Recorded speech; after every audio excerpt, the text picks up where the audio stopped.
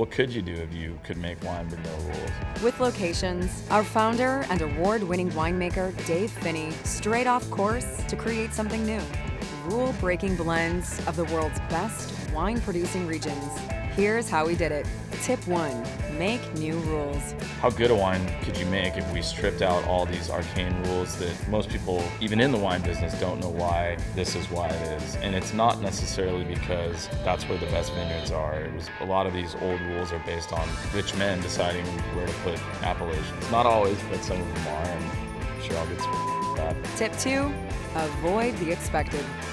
This isn't a gimmick. This isn't something that we're doing just to have, a mass production wine. We are true to what we're talking about. We are trying to go to these very important winemaking regions and make a wine from that space and make the best possible wine we can make.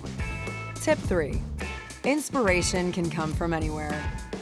So the reason that we chose those country code labels was specifically I'd seen the sort of F for France on this taxi when I was having this conversation. It's using something that is familiar to a person looking at a wall of wine. They can immediately identify with that, and you don't have to explain it. Tip 4, find a shared language.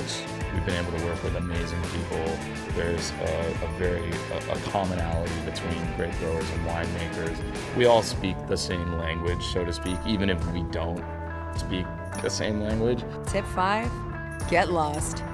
Just start walking and or use public transportation. Those cities were made to walk in. They're built before all the stuff we have now. So take advantage of that and get lost, and you're gonna end up at the greatest lunch or the greatest glass of champagne or the greatest park or museum or antique store or whatever your fancy is. You'll find it.